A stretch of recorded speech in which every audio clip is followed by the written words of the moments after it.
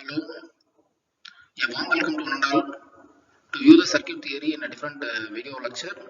And this is a video lecture of part 1. And myself, T. Maris Murugan, working as an associate professor and head in the Department of Electronics and Instrument Engineering of Erode Sengundar Engineering College. In this video, we are going to concentrate only on DC circuits, and the main objective of this video is that you should solve the electric circuit problems by applying Ohm's law. So at the end of the session, you will be able to solve the problems, any type of problems in electric circuits by applying Ohm's law in DC circuits. In this video, we are going to concentrate on basic circuit analysis. So these are the things we are going to see in this video lecture: basic circuit components, different components, either passive component, active component, and network definitions. So there are different types of definitions are there. The difference between junction and node, mesh, loop, everything we are going to see in this circuit analysis. And types of electrical network. And types of electrical network means uh, different method of solving the electrical networks. Energy sources. So energy sources, we are having voltage source and current source. In that voltage and current source itself, we are having different types of sources: independent source, dependent source. In independent source, we have practical source and as well as hypothetical source. In dependent energy source, we have some current control device, current control source, and as well as voltage control source. These things will be elaborately seen in this lecture. And Ohm's law and its application. See, we know very well V equal to IR is the Ohm's law. So from that Ohm's law, we have to apply for circuits to solve the problems. So in this lecture, you will be able to solve any type of electrical circuits. And next we will see resistors in series and parallel. So to find out the equivalent resistances of the circuit, that may be a combination of series and parallel. So first of all, we will see if the resistors are in series, so what will be the equivalent resistances, and as well as if it is in parallel. So after seeing this, we can able to solve, or we can able to find out the total resistance of any electrical circuit. And next we will see voltage division and current division rule. So if a system is in series connection, or if the circuit is in parallel connection, we have to, if it is in series connection, current will be same and voltage will be different. So how that voltage is divided into different parts of the network, that we will see, and we will derive some formulas, and as well as similar to the current division rule. In current division rule, the circuit will be in a parallel, so voltage will be a constant, and current we will have in a different way. So the current passing through the different branch, different shunt element can be seen in this current division rule. And what will be the problem in finding current division, current in a particular element, everything we will see, and we will also derive the formula for current division rule in a particular element. And next is power in DC circuits. So what will be the power consumed by the individual element? So what is the formula?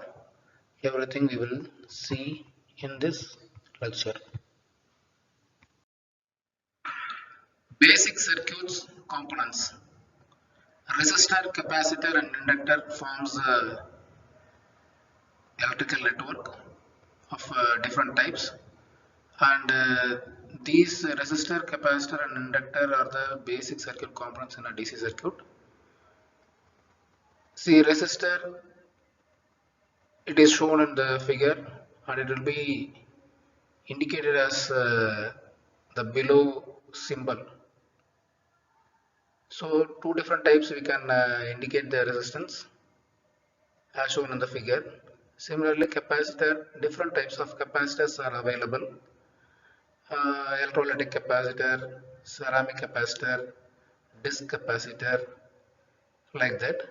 See, in uh, normal capacitor, we don't have any polarity, but in polarized form, that is in electrolytic capacitor, we have polarity. If you connect it in a reverse direction, it will act as different way. So in a normal capacitor, that is a standard capacitor, the capacitance is indicated by the following way. In a polarized thing, you will have a polarity indication in the symbol itself. So in inductance is nothing but a coil that may be wound on a core or air wound itself. In air wound, there will not be any core, but in core wounded, core will be there. So that is represented by the below symbol. Next, we are going to see network definitions. Consider the above diagram. So three resistors are there and one power source is there, and see some number indications are there in circuit 1, 2, 3, 4, 5 and 6, and three resistors are indicated as R1, R2 and R3, and the current flowing is indicated by the arrow mark in the circuit itself. So there is a one voltage source present in the electrical circuit.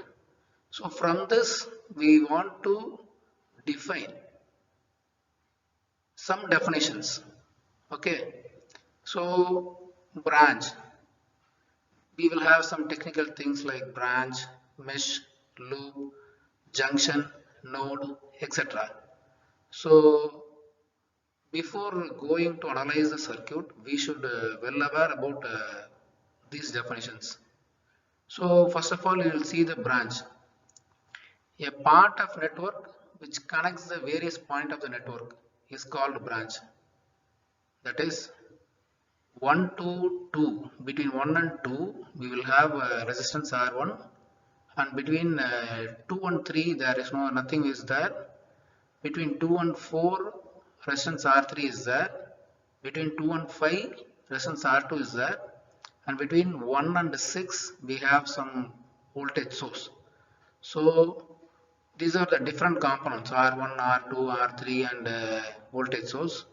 So branch is defined as a network, part of the network which connects the various points of the network. That is 1 to 2 is a branch, 2 to 4 is a branch, 2 to 5 is the branch, 1 to 6 is the branch, but 2 to 3 is not a branch.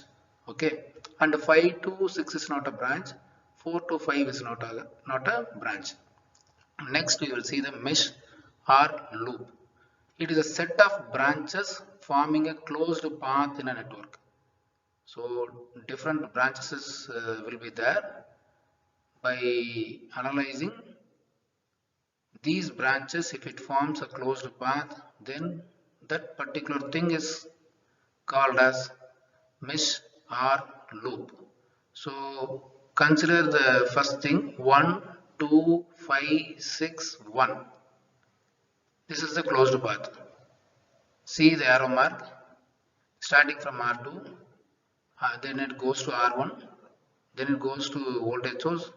After that, it will come to the R2 itself. So this forms a closed path. Similarly, if you consider 2, 3, 4, 5, 2, here also, if it starts from R3, see the arrow mark flowing through 3 to 2, 2 to 5, 5 to 4, and it will come once again to the resistance R3 itself. So these two closed path is known as mesh or loop. So from the circuit 1, 2, 5, 6, 1 and 2, 3, 4, 5, 2, both the things forms a mesh or a loop. Next is junction point. See, we should well aware about the difference between the junction and a node. In a junction, a point where three or more branches meet. Okay, but in a node, a point at which two or more elements are joined together. If minimum three elements are joined at a particular point, then that point is known as junction, and junction can be a node, but node cannot be a junction. That is the difference between junction and node. In node, we will have minimum two elements in a particular point, but in junction point, we will have minimum of three branches. Okay, so 2,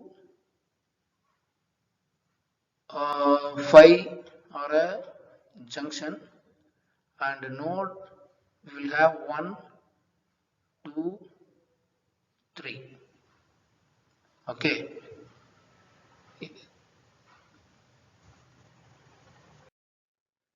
next is types of electrical network. So in this we are going to see linear network and non-linear network. What is the difference between linear and non-linear network? In linear network, a circuit whose parameters are always constant, irrespective of the change in time, voltage, temperature, etc. is known as linear network. So its parameter value should be same even the time changes or voltage changes or temperature changes. That is a linear network. In non-linear network, a circuit whose parameter change their values. The parameter value will change with respect to time, voltage, temperature, etc. Okay, is known as a linear network. Ohm's law can be applied and the superposition can be used to solve the mathematical problem. In a linear network can be checked by the superposition theorem, and Ohm's law can be applied for a linear network. But a non-linear network which contains some electronic components like diode, transistor, thyristor, etc., the forward resistance will be different and reverse resistance will be different. For example, you take a diode. Its forward resistance will be in a milliohm. For theoretical thing, you will have forward resistance as 0 ohms and reverse resistance as infinite ohm. But in a practical thing, we will have some minimum resistance in the forward and maximum resistance in order of mega ohm in reverse direction. So, if you apply voltage or some sources, you will get a different characteristic curve between the voltage and current in a diode, and it is also shown in the figure. So here Ohm's law cannot be applied because in the forward direction it will act as a different way, and in a reverse direction it will act in a different way, and as well as superposition theorem cannot be applied for non-linear networks. Next we will see the difference between bilateral network and a unilateral network.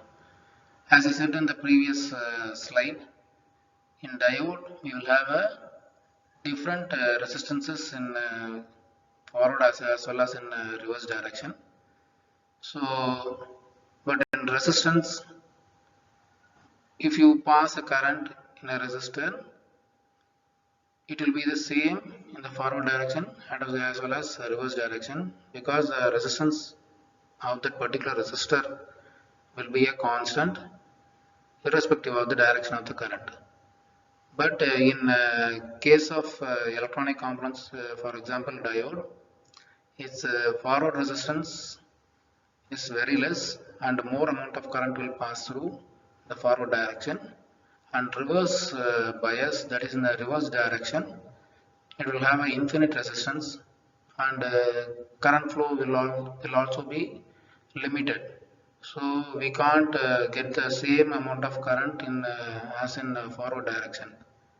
So bilateral network, a circuit whose characteristic behavior is same irrespective of the direction of the current through various elements of it is called as bilateral network. That is, the current flowing in one direction should be the same as in the reverse direction of the component. If this is fulfilled, then the type of network is called bilateral network. In unilateral network, a circuit whose characteristic behavior is dependent on the direction of the current through various elements is called unilateral. And here the current in forward direction and reverse direction will be different. And example for bilateral is shown. It's nothing but a resistor. That is a good example for bilateral network. For unilateral network, you take the example of half-wave rectifier. So in the positive half cycle, it will give the diode is in forward bias condition. So the positive half cycle will be replicated in the load resistance, but since the reverse direction resistance is very high, and if it is in the order of mega ohm, which you consider as infinite resistance, the current flow will be blocked and the negative half cycle will not be present in the output.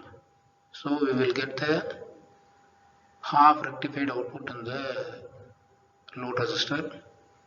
So this is the example for a unilateral network. Next is the difference between active and passive network. See, some circuit will contain sources and some circuit will not contain any sources. Sources may be voltage source or a current source. So if the circuit contains sources, or if see some different components will be there, resistance, inductance and capacitance. With these components, if we have some energy source, it supplies energy to the different elements, then the type of source or the type of network is called active network. And in passive network, similar to the active network, we will have resistance, capacitance, inductance, every elements will be present, but we don't have any electrical sources, that is voltage source or current source. So it needs some source for acting, but in active network the source is present, so it will supply the energy to the different components. So example for active network will be voltage and current source, and in passive network we don't have any separate voltage source or current source, but it contains resistor, inductor and capacitor as a that is only passive elements will be present, but in active network active element, that is energy sources, will be present in the circuit. So what is a lumped network and distributed network? What is the difference? How we define a network is a lumped and distributed? A network in which all the network elements we have seen, a resistor, inductor and capacitance are the different elements which forms the electrical network. If these things is physically separable, that is the RLC series circuit is shown in the figure, you can separate resistance, inductance, capacitance, and as well as sources. If you want to connect, we can connect.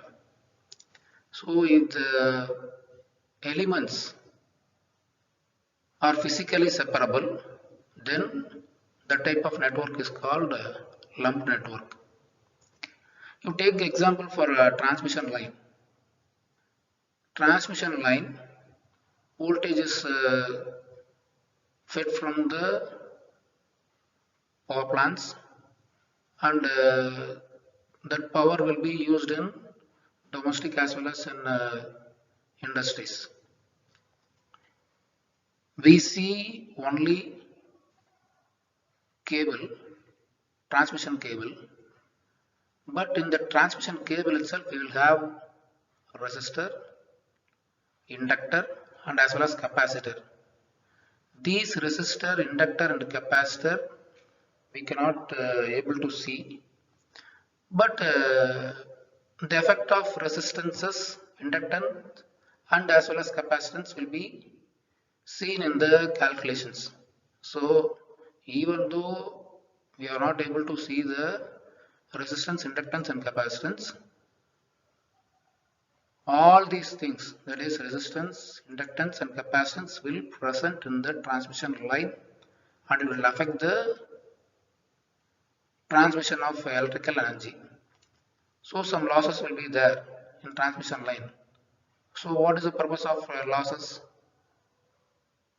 Due to loss will be due to mainly resistance present in the cable. So that resistance we can't able to see. Next, inductance. Some magnetic forces will be there, some electrostatic forces will be there. So these elements will present in the transmission line, but we can't able to see. So these elements cannot be separable, physically separable. So if a network in which elements cannot be physically separable for analysis, then that particular network is called distributed network. So in the previous slides, we have seen energy sources, that is voltage and current sources. So in the electrical energy source itself, we have different types. So mainly it is classified into two types: independent source and as well as dependent source.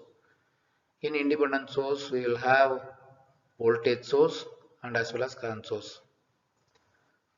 So in voltage source, ideal voltage source and as well as practical voltage source.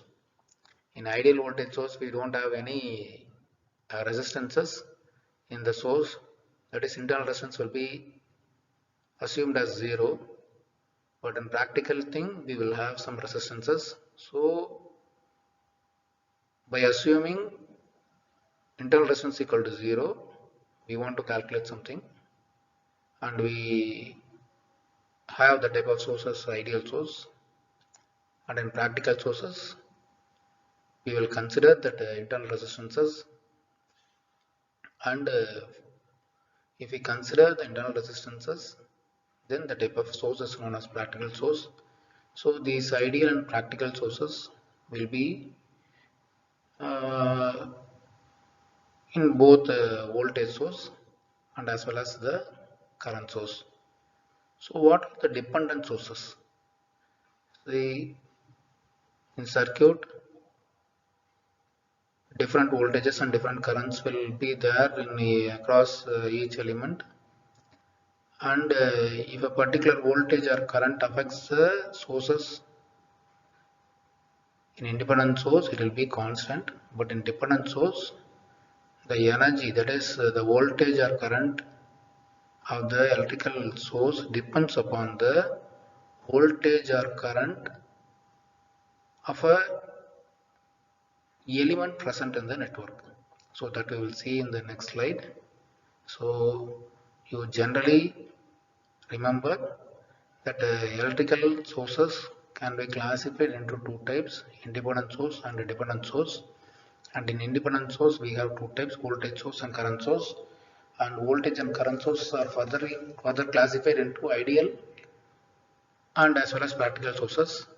And independent sources, we have four types: voltage control voltage source, that is VCVS; voltage control current source, VCCS; current control voltage source, CCVS; and current control current source, CCCS. Next is independent energy source. In this independent energy source, we have two things. One is voltage source and as well as current source. How will you define voltage source? It is a source which delivers energy with specified terminal voltage which is independent of current supplied by the source. So voltage source is a source which is independent of current supplied by the source. Similarly, you see the current source. It is a source in which delivers energy with specified current which is independent of the voltage at its terminals.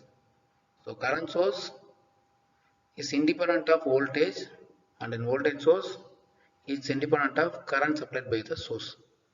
So in the previous slide we have seen the independent source, that is voltage and current source, are further classified into ideal and as well as practical sources.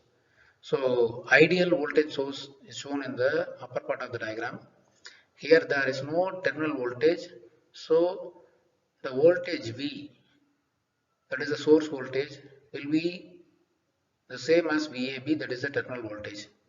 So it is not dependent on the internal resistances. We don't have any internal resistances present in the source, so there is no voltage drop. So the source voltage will be appeared in the terminal voltage VAB, so that will be a constant irrespective of the current. Okay, but in below diagram you see some resistance R is present, some V of T is the source, I is the current passing through the resistor R, and the terminal voltage is V. So here I is the current passing through the R, so there will be voltage drop, some V1 across R. So the terminal voltage V will be the source voltage minus the voltage drop across the resistance R. So if the current is increasing, then automatically drop will also increase. So that is shown in the characteristic curve between voltage and current. See, for an ideal source, the voltage, terminal voltage is constant irrespective of the current. But if internal resistance is present, means then automatically its value is dropped due to the presence of resistances and current flowing through it. If the current is increasing, then automatically the voltage drop across the resistance will also increase, and the terminal voltage will automatically decrease. So that is shown in the characteristics, that is VI characteristics, in the down diagram. You take current source here, similar to voltage source. We have in the upper diagram, we have a current source I and terminals A, B.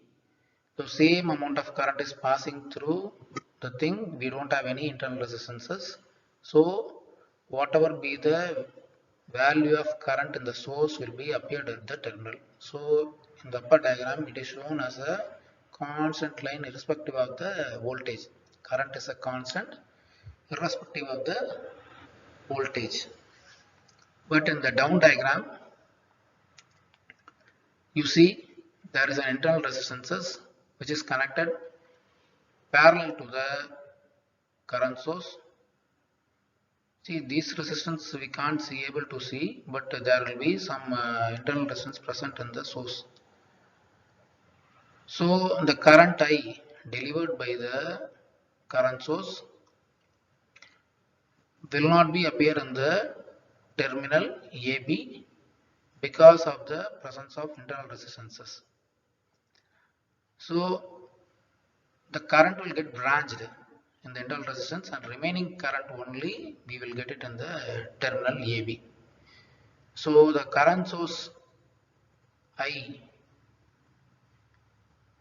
will be branched in the resistance, and remaining current will be appeared as a current in the terminal. That is shown in the characteristic curve. See, dotted line has been shown. That is the ideal current source. We don't have any internal resistance, so the source current will be the same as the terminal current. But in the presence of resistances, that is internal resistances, which is connected parallel to the source, depends upon the voltage, drop will be there, and remaining current only present at the terminal A, B. So there will be a difference between the ideal and practical current source if voltage is varying.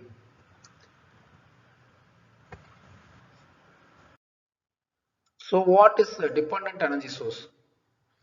A dependent energy source, that is voltage or current source, in which it depends, the value of the voltage or current depends on some other quantity in the circuit, which may be either voltage or current. This type of sources, which depends on the voltage and current at the different point of the network, is known as dependent energy source, and it is represented by the diamond shaped symbol. See, if diamond shaped symbol is there, then that indicates dependent energy source. So in voltage source, there will not be arrow direction inside the diamond shaped thing, but in current source, that is dependent current source, diamond shape symbol will be there, and inside that symbol you will have arrow mark which indicates the dependent current source. So in voltage source you will have only symbol with polarity or without polarity, but in dependent current source we will have a symbol along with that. The direction of the current will be indicated in the as a arrow mark inside the diamond shaped symbol. So first we will see voltage dependent voltage source, that is voltage controlled voltage source. So see here, the voltage is given as some mu into V1. So V1 is the voltage across any element in the network. So that voltage, if that voltage varies, then automatically it's the value of voltage source will also vary. That is the meaning of this one. See the symbol, it is represented by mu V1, and V1 is the voltage at different terminal of the electric network. Similarly, you see current controlled voltage source. It is represented by R into L1, R into I1, sorry. I1 is the current passing through some other element of the network. So, if the voltage source depends on the current at some other point of the network element, then the type of source is known as current controlled voltage source, and it is represented by diamond symbol with the polarity, and nearby it will be indicated as some R into R1, I1. Next is voltage dependent current source. So here the source is current source. So if the source is current source means the symbol will be diamond shape with an arrow. So voltage dependent means it is represented by G into V1. So V1 is the voltage across element in the network. Similarly, current dependent current source, the symbol is diamond shape symbol with arrow mark. Here represented as beta I1. I1 is the current passing through the element of the circuit at different point. So the current value of the current source depends upon the current flowing through the element at different point. Next we will see the basic law, Ohm's law. The current flowing through the circuit is directly proportional to the potential difference across the conductor at constant temperature. If the temperature is constant, then current flowing through the circuit will be directly proportional to the potential difference across the conductor. That is P proportional I and V equal to I into R at constant temperature. So this is the basic formula law that can be applied in any electrical network or electronic circuits. See the limitations of Ohm's law. It does not apply to non-metallic conductors. It can be applied only to the metallic conductors which offers the resistances. And second limitation is it is not applicable to non-linear devices like diodes, transistors, etc. As you have seen in the previous slides, diode is a unilateral element and its resistance will vary in the forward direction as well as in the reverse direction. And in diode, the VI characteristics will not be linear, and Ohm's law cannot be applied to any non-linear devices. Third limitation is if temperature changes, the law is not applicable, because if the temperature change occurs, then automatically the resistance will vary. So if resistance vary, then for the same voltage, current will be different because V equal to I into R. If R increases, automatically I will decrease. So if we have a constant temperature, we will have a constant resistances and V will be proportional to I. If temperature varies, resistance will vary, automatically voltage will not be proportional to I. As we said earlier, resistance will be considered in a different fashions in an electrical circuit. Either it will be in a series connection or it will be in a parallel connection. So first we have to define what is series and parallel. We consider the circuit shown in the figure. So V will be the voltage supplied by the source and there are four resistances R1, R2, R3 and R4, and I be the current passing through R1, R2, R3 and R4.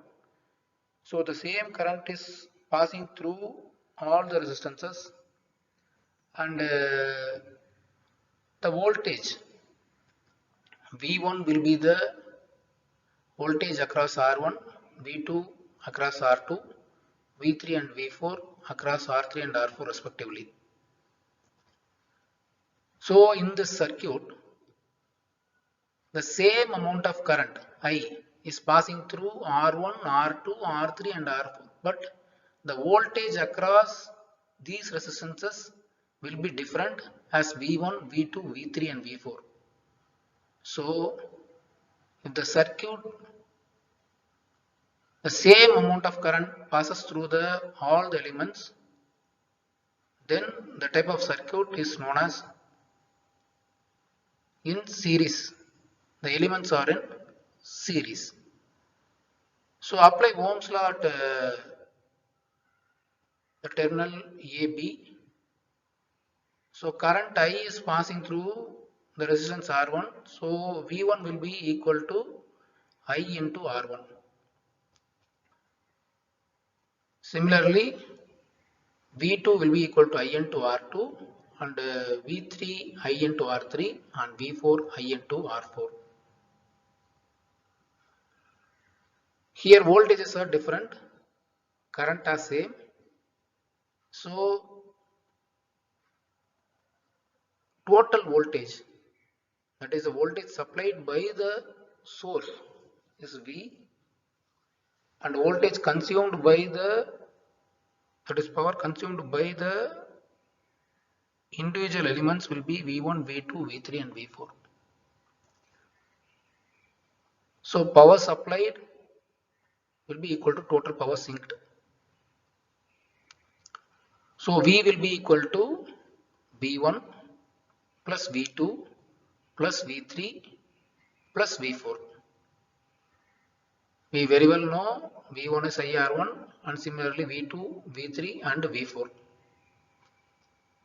So total voltage, that is the voltage supplied by the source V, will be equal to I into R1 plus I into R2 plus I into R3 plus I into R4. I is the same, so we will take outside the bracket.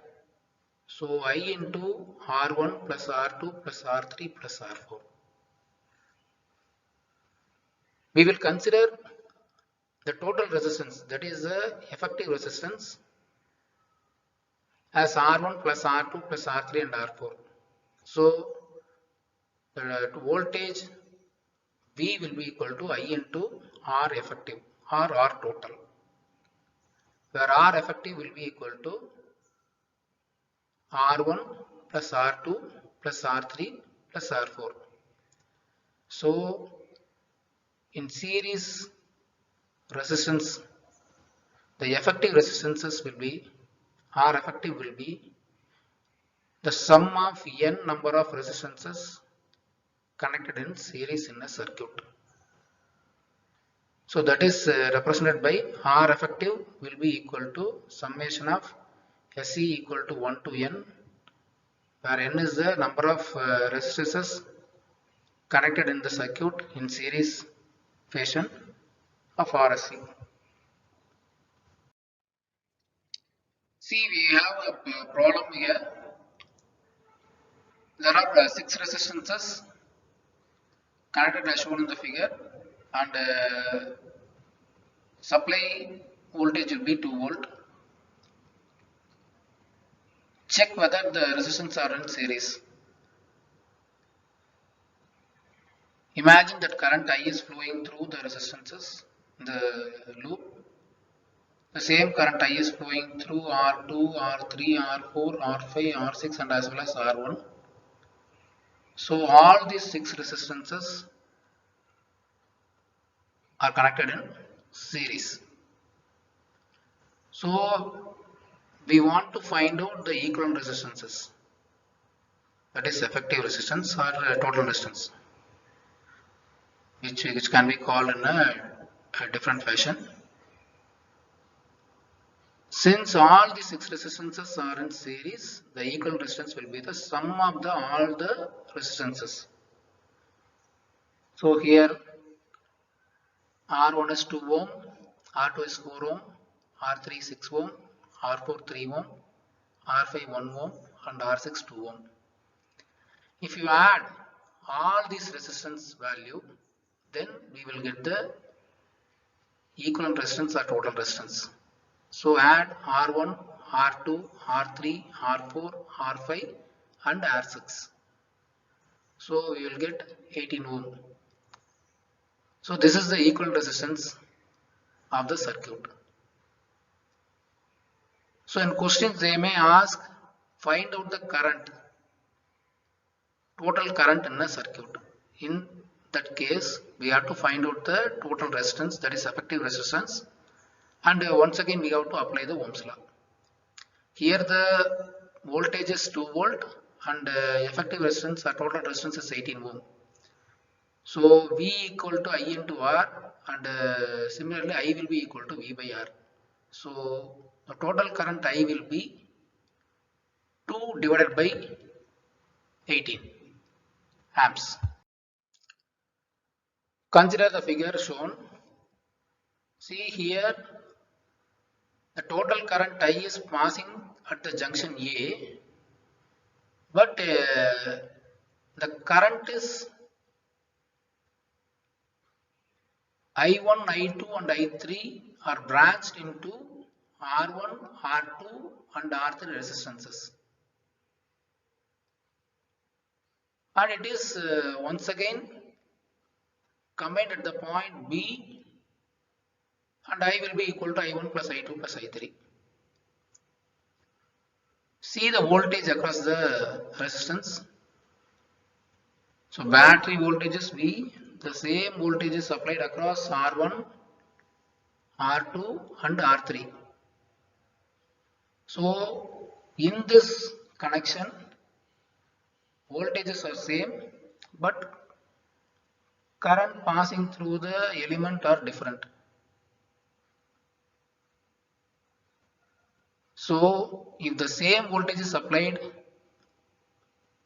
and current varies, then the type of electrical connection is said to be in parallel. See the difference between series and parallel. In series circuit, current will be same and voltage across the element will be different. In parallel connection, voltage across the element will be same and current passing through the element will be different. So once again apply Ohm's law. V is the voltage across R1 and I1 is the current passing through R1. So from that you can find out the value of current I1 by V by R1 by applying Ohm's law. Similarly, I2 will be the current passing through R2 and similarly for R3. Apply Ohm's law at different points. So I2 will be equal to V by R2 and I3 will be equal to V by R3. So at junction B, the sum of current entering the junction will be I1, I2 and I3, and the current leaving the junction B will be I. So I will be equal to I1 plus I2 plus I3. We know very well I1 is V1 V by R1, and similarly we already found I2 and I3. You substitute in this equation. So V by R1 plus V by R2 plus V by R3. Here voltage is constant. So you take the voltage outside the bracket. So V will be into, so I will be V into 1 by R1 plus 1 by R2 plus 1 by R3. Here 1 by R effective will be equal to 1 by R1 plus 1 by R2 plus 1 by R3. So this can be indicated as 1 by R effective will be summation of PL equal to 1 to N, that is number of elements connected in parallel 1 divided by RPL. So the main difference between series and parallel circuit will be, in series circuit current will be same and voltage across each element will be different. But in parallel circuit, voltage will be same and current passing through a different element will be different. Consider only two resistances are connected in parallel. So 1 by R total will be equal to 1 by R1 plus 1 by R2, and if you simplify that one, you will get R total or R effective will be R1 R2 divided by R1 plus R2. So consider the problem given below. We want to find out the R total, that is RT, where R1 and R2 are 98 and 2 ohm respectively. Here the current get branched, so R1 and R2 are in parallel connection. So total resistance here also Different terminologies are used for total resistance. Total resistance may be called as RT or R total or R effective or R equivalent. Whatever it may be, the result is same. So RT will be equal to R1 R2 divided by R1 plus R2. Here R1 is 98 ohm and R2 is 2 ohm. So you substitute the value in the formula. So 98 into 2 divided by 98 plus 2. So 196 divided by 100. So total resistance will be 1.96 ohm. Next we will see voltage division rule. See, in voltage division rule, in series circuit, how the voltages get divided, that is indicated by the voltage division rule formula. Okay, here R1 and R2 are the two resistances connected in series, and V is the voltage supplied by the energy source, I be the current flowing through R1 and R2. So by application of Ohm's law, V1 and V2, that is the voltage across resistance R1 and R2, will be I into R1 and I into R2 respectively. So what will be the value of V1 and V2 with the help of voltage division rule will be seen in this slide. So V1 will be equal to I into R1 and V2 will be equal to I into R2 from Ohm's law. So the total voltage V that is supplied by the energy source to the circuit will be equal to V1 plus V2. So V will be equal to I into R1 plus I into R2. Take I outside the bracket. So I into R1 plus R2 will be V. So from this relation we can find out the value of I, which is equal to V divided by R1 plus R2, where V is the voltage supplied to the circuit and R1 plus R2 is the effective resistance of the circuit. V1 we know I into R1, so I equal to V divided by R1 plus R2. So V1 will be equal to V divided by R1 plus R2 into R1. Similarly, the voltage across R2, V2 will be equal to V divided by R1 plus R2 into R2. So the voltage division rule states that the voltage across one of the resistance will be equal to the total voltage multiplied by value of particular resistance divided by sum of individual resistances. This is the thing the voltage division rule states. Consider a problem for voltage division rule. See, 15 volt is the voltage in the circuit. There are four resistances R1, R2, R3 and R4. Four resistances are 1 kilo ohm, 1 kilo ohm, 2 kilo ohm and 6 kilo ohm respectively.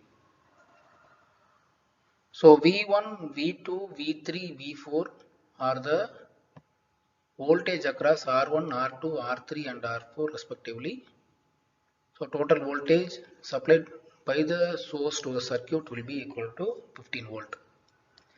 Here we have to find out the value of V1, V2, V3, V4 by applying the voltage division rule.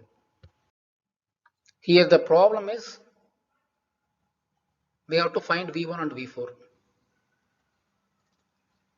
So we know very well the voltage across a particular resistance will be equal to the total voltage multiplied by the value of that particular resistance divided by the total resistance. This is the formula for voltage division rule as we have seen in the previous slides.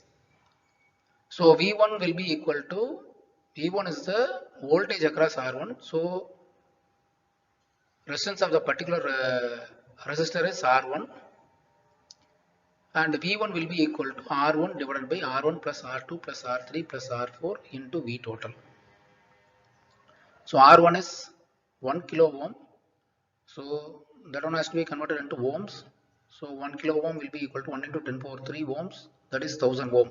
Similarly for R2, R3, R4, the value will be 1000, 2000 and 6000 ohm respectively. So V1 will be equal to 1000 divided by R1 is 1000, that is added with the R2 1000, R3 2000 and R4 6000.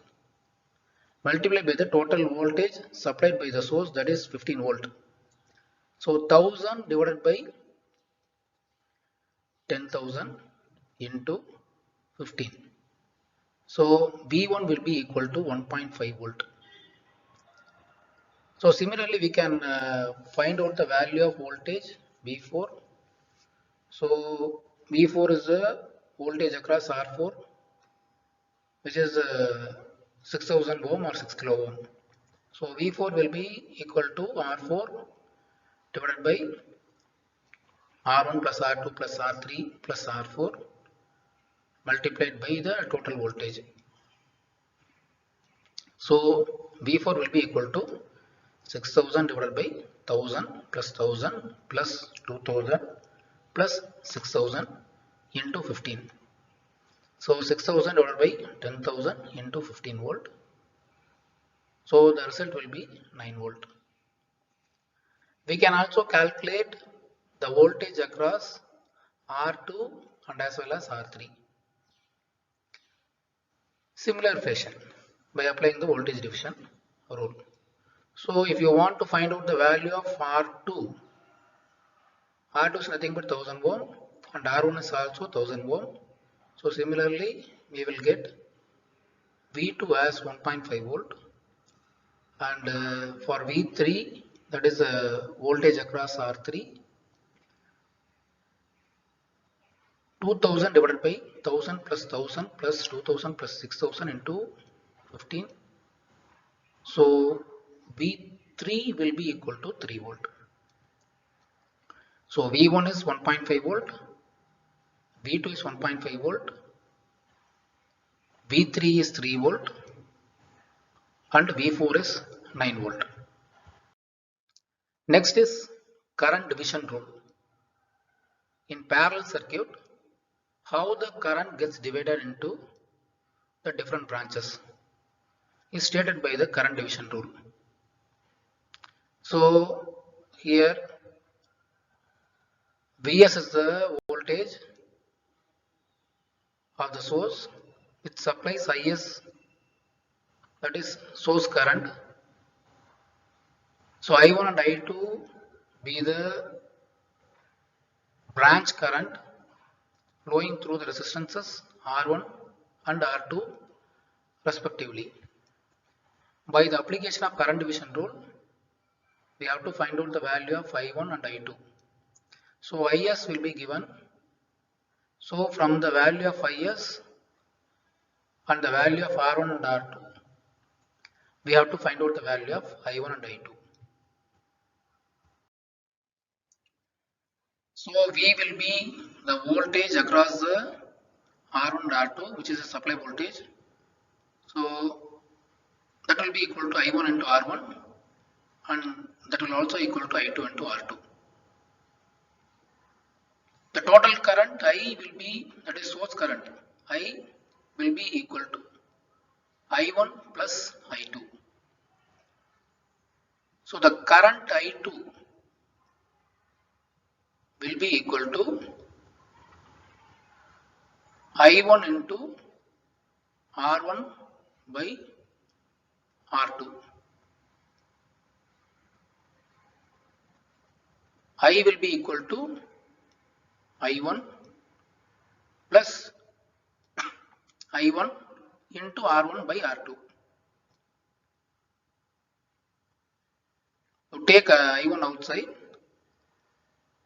So I will be equal to I1 into R1 plus R2 divided by R2.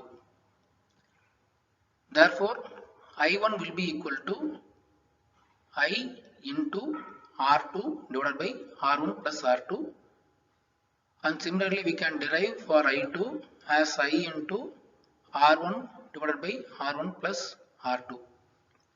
See, here the current of interest is I1, which is passing through the resistance R1, but in the numerator the resistance is present as R2, that is other branch resistance. Similarly, you see for I2, which is the current passing through the resistance R2, but in the numerator we have R1, which is other branch resistance. So current division rule states that current in a branch will be equal to the total current multiplied by other branch resistance or not that particular resistance divided by sum of branch resistance. So from current division rule we can easily find out the current flowing in a particular branch in a parallel circuit easily without calculating elaborately. So voltage division rule and current division rule, these are used to find out the voltage at a particular resistance and current in a branch. We have derived the formula, and from the application of that formula we can calculate the voltage and current easily. Here is a problem for a series parallel arrangement. R1, R2, R3, R4 are 4 resistances connected as shown in the figure, and the supply voltage is 200 volt, and the current I is passing, which is the total current supplied by the source. So we have to find out the supply current I, the current flowing through each resistor, and the potential difference across each resistor. R2 and R3 combinations are in parallel, and that effective parallel resistance will be in series with R1 and R4. So R1 is 2.5 ohm, R2 6 ohm, R3 2 ohm, and R4 4 ohm. Here we have to find out the supply current and current flowing through R1, R2, R3 and R4. And from that current we have to find out the potential difference across R1, R2, R3 and as well as R4. So in this problem we have to find out the current supplied by the source, and second one the current flowing through each resistor, and third one is the potential difference across each resistor. See, consider R2 and R3. R2 is 6 ohm and R3 is 2 ohm. Both these resistances are in parallel connection. So equivalent resistance Rx can be calculated initially, and Rx will be equal to, we know the formula for parallel combination of two resistances, that is R2 R3 divided by R2 plus R3. So 6 into 2 divided by 6 plus 2, which will be equal to 12 divided by 8, and that is equal to 1.5 ohms.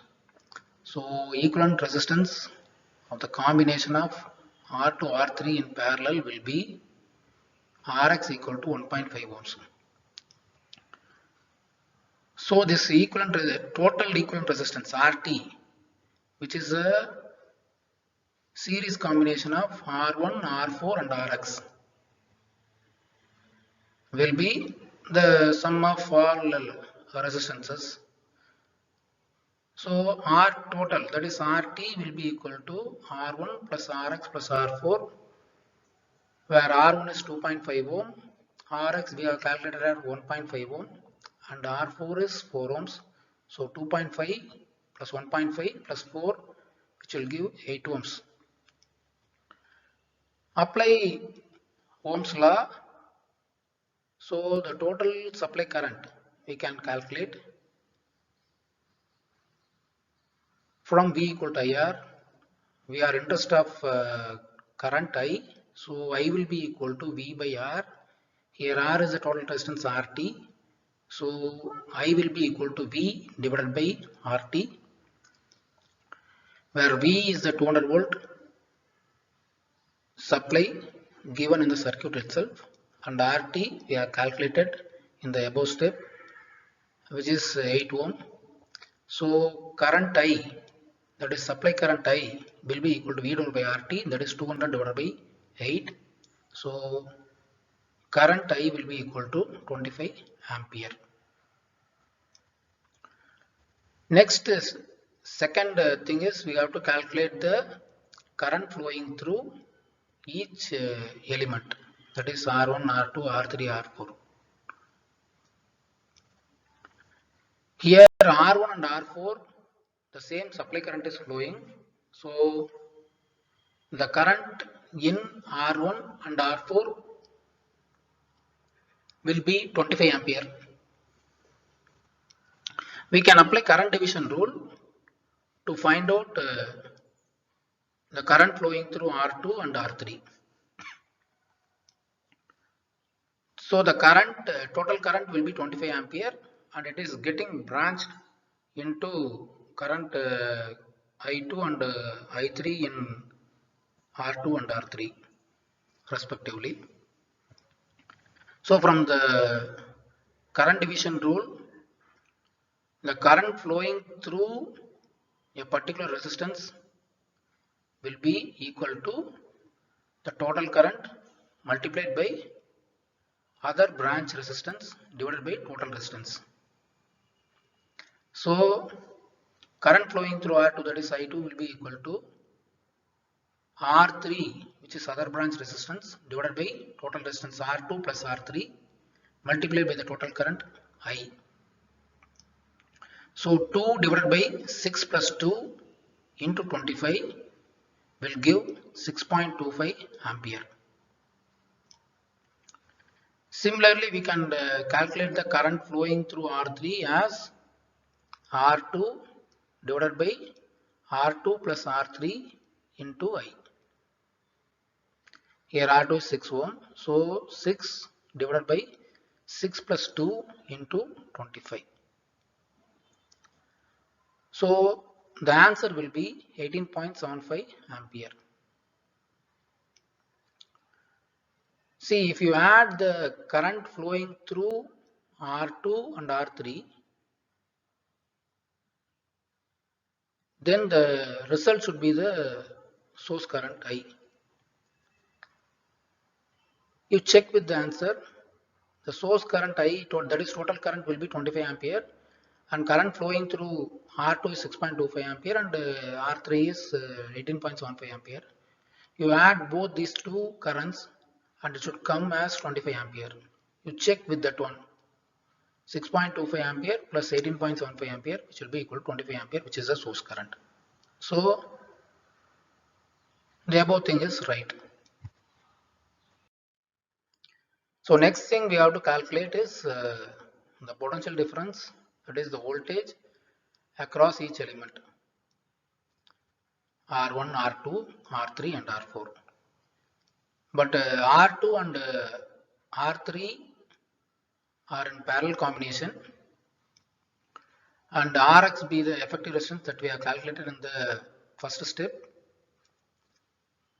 So the voltage across Rx is Vx, and voltage across R1 and R4 will be V1 and V4 respectively. And we have calculated the source current I equal to 25 ampere, and the supply voltage is 200 volt. Apply Ohm's law for each element. So voltage across R1 V1 will be equal to I into R1. I is the total current, that is 25 ampere, and R1 is 2.5 ohms. So 25 into 2.5, you will get a 62.5 volt. Similarly, Rx is 1.5 ohm and Vx will be equal to I into Rx, that is 25 into 1.5, that is equal to 37.5 volt. The current passing through 4 ohm is 25 ampere and V4 will be equal to I into R4. So that is equal to 25 into 4, which will be equal to 100 volt. Here another thing is that we have to calculate the potential difference across R2 and R3. But R2 and R3 are in parallel connection, and in parallel connection current will be different, but voltage across the equivalent resistance, that is voltage across the individual element will be equal, and we have calculated the voltage across the equivalent resistance Rx, which is 37.5 volt. So that same 37.5 volt will be the voltage across the resistance R2 and as well as R3. So you should be aware, in a series circuit current will be same and voltage will be different, and you have to apply voltage division rule for series circuit, and in parallel circuit the current will be different and voltage is constant. Here you have to apply current division rule. Next we will discuss about power dissipation and resistance. See, heat is the evidence of power, and if you pass current through the resistance, heat will be produced, and the amount of power or heat dissipated in a resistance may be calculated by using any one of the three formulas depending on which factors are known. That is, you take the power equation as voltage into current. This is mainly for DC circuit, and we are not discussing about AC circuit in this lecture. If AC circuit is there, then the power equation will be VI cos phi, where cos phi is the power factor and pi is the angle between voltage and current. In DC circuit, the phase angle between the voltage and current, that is in resistance, will be equal to 0, and hence cos phi will be equal to 1. So in DC circuit, the power equation will be V into I. We know very well V will be equal to I into R. V will be equal to I into R from Ohm's law. So you substitute V as I into R. So IR into I, so that will be equal to I square into R. That is shown in the first equation. So from the same Ohm's law, I will be equal to V by R. You substitute in the third equation V into I. So we will get V by R into V, that is equal to V square by R, as shown in the second equation. So three different combinations are there. If you know the voltage and current, then you apply the third equation, power equal to V into I. If you know the current I and resistance R, and if you want to calculate the power, then use the first equation, P equal to I square into R. Similarly, for the second equation, if you know the value of voltage and resistance, then you can utilize the V square by R formula. So all these things will give the same result. So there are three different formulas, and Application of this formula depends upon which factors are given in the circuit. So the power dissipation and resistance, we have three basic formulas, but each thing can be represented in three forms. So totally 3 into 3, 9 combinations of formulas we can get. See the first one, P equal to VI. So from that one we can calculate the current I if P and V are known. So I will be equal to P divided by V, and V will be equal to P divided by I. So second thing, P equal to I square into R. So from that, if you know the value of power and I, the current, you can calculate the value of resistance R from P by I square formula. Similarly, if I is not given, the given parameter is power and resistance, and if you want to calculate the value of I, then you can utilize the formula I equal to square root of P by R.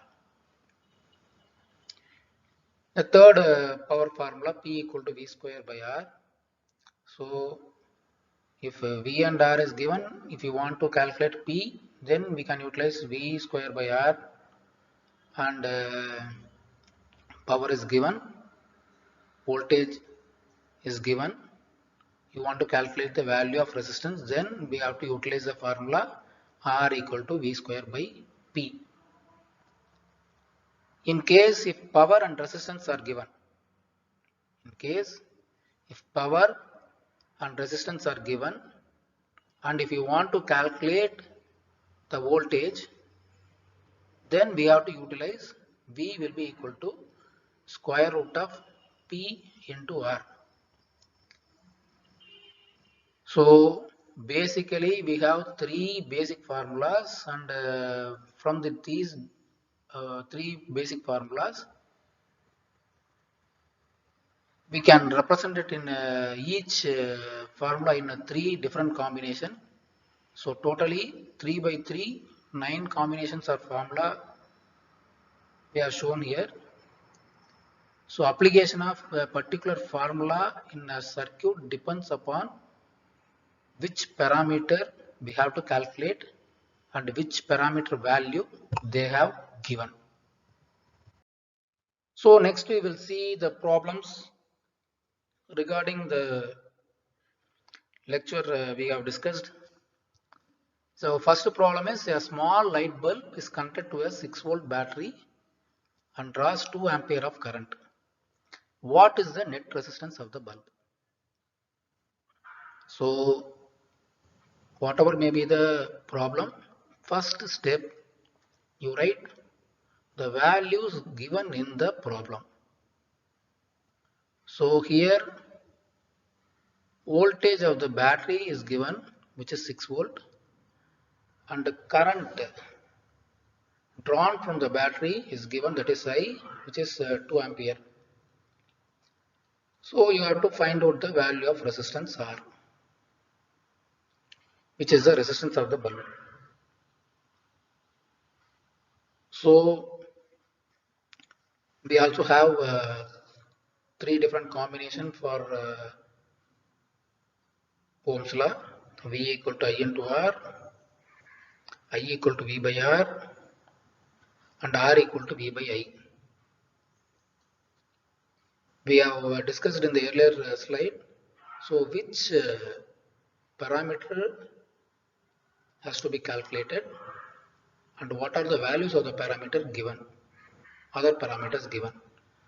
So in this problem, voltage is given, voltage of the battery is 6 volt and the current I is 2 ampere. So we have to calculate the value of the bulb resistance, which is R. So R is unknown, and we know from Ohm's law R will be equal to V divided by I. Substitute the value of the voltage and current in the equation and find the resistance value. So R will be equal to 6 divided by 2. So the resistance of the bulb will be 3 ohm. So it's very easy only if you know the concept and if you know the basic formula, which is V equal to IR, we can calculate. So aware of the concept, that will help you in solving any type of problems. See, in this second problem, the question is a motor with an operating resistance of 32 ohm is connected to a voltage source. The current in the circuit is 1.5 ampere. So what is the voltage of the source? So as we discussed, first step, you write the parameter and its value given in the question. So motor resistance is 32 ohm. So resistance R will be equal to 32 ohm.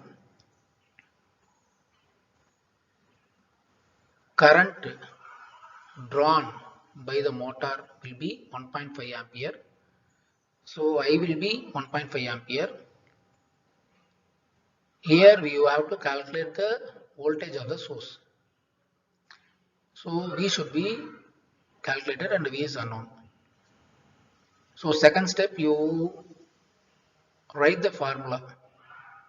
So V is unknown, apply Ohm's law, V equal to I into R, I is given, R is given.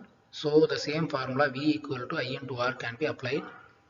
So you substitute the value of resistance and as well as current, the formula. So V will be equal to 1.5 into 32. So that will be equal to 48 volt. Read the question properly, and in the first step itself you have to come to conclusion which formula you have to apply. That can be known from the what are the parameter value given in the question, and from that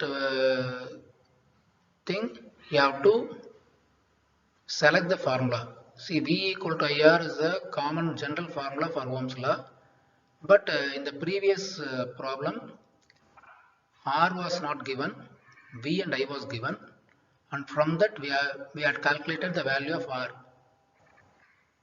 The same formula only, V equal to IR, from that R will be equal to V divided by I.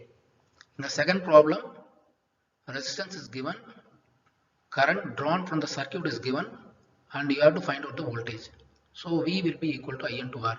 I and R is known, so you have to calculate the V. So the basic thing, the basic formula is Ohm's law, which is in the format P equal to I into R. From that formula, you have to calculate the unknown parameter from three different combinations: V equal to IR, I equal to V by R, or R equal to V by I. See, in this third problem, similar to that one, this one is also the application of Ohm's law. Study the question properly. Determine the amount of current going through a 50 ohm resistor with a voltage of 120 volt. So list the values of list the values of known and unknown in the first step.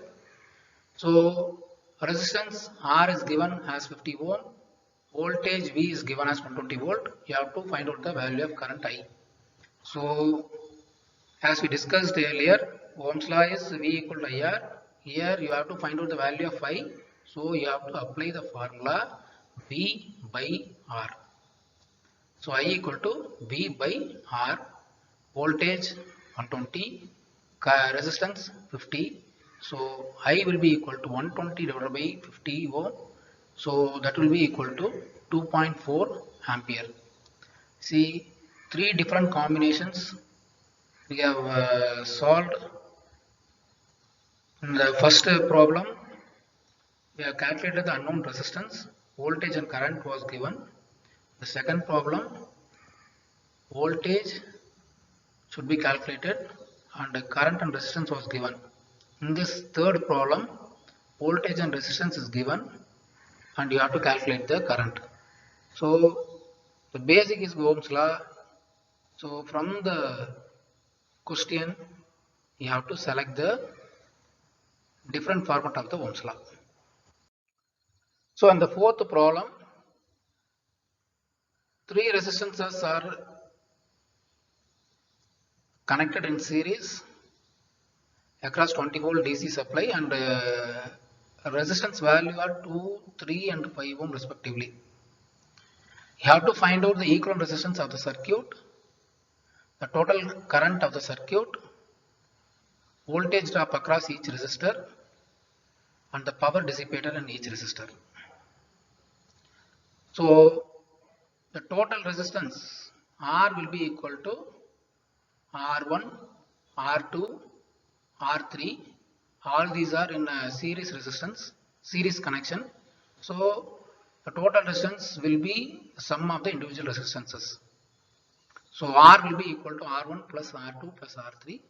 So that is equal to 2 plus 3 plus 5, that is equal to 10 ohm. The supply voltage given is 20 volt. So voltage V equal to 20 volt. So in the first thing, you have to calculate the equivalent resistance that we have calculated as 10 ohm. And second one is total current we have to calculate it. It should be calculated. And here V is given and total resistance we have calculated. So R is known. So from Ohm's law I equal to V by R, we can calculate the value of current I. So I will be equal to V by R, that is 20 divided by 10. So the total current supplied by the source will be equal to 2 ampere. So third one, voltage drop across each resistor. We know the value of I and we know the individual resistance value. From that you can calculate the voltage drop across 2 ohm, 3 ohm and 5 ohm. Let V1, V2 and V3 be the voltage drop across 2, 3 and 5 ohm respectively. And by the application of Ohm's law, and otherwise you can apply voltage division rule and you can calculate the voltage. And here we apply Ohm's law. So V1 will be equal to I into R1. So 2 into 2, that is equal to 4 volt. V2 will be equal to I into R2, that is 2 into 3, where 2 is the total current and 3 is the resistance of the resistor. So 6 volt. And similarly V3 will be 2 into 5, 10 volt. So final thing is to calculate the power dissipation in each resistance, and so we have to calculate the power dissipation in 2 ohm, 3 ohm and 5 ohm respectively. We know the value of the current I and the resistance. So we can utilize power formula I square into R formula here. So power dissipation in 2 ohm resistor is let it be P1 and other resistance 3 ohm and 5 ohm be P2 and P3, and P1 will be equal to I square into R1, and I we know 2 ohm that we have calculated, and R1 is the 2 ohm, so I square R1 2 square into 2, that will be equal to 8 watt. Consider the power dissipation in 3 ohm, that is P2 will be equal to I square into R2. So that will be equal to 2 square into 3. So 4 into 3, 12 watts. And similarly for power dissipation in 5 ohm resistor, P3 will be equal to I square into R3. So that will be equal to 2 square into 5 and 4 into 5 20 watts. So I think you will be very clear about the series and parallel circuits, and equivalent resistance calculation if the resistance are in series and as well as in parallel, application of Ohm's law, and different types of sources, dependent source, and power calculations, etc. So in the next lecture we will discuss about star delta transformation and source transformation. Along with this, we will discuss about different theorems: superposition theorem, Thevenin, Norton's, reciprocity, maximum power transfer in video lecture 2. I hope all you understand the concept of Ohm's law and different terminologies used in circuits, and I think you will be able to solve the problems in series and parallel circuits, current, power, etc. We will see in the next lecture soon. Thank you.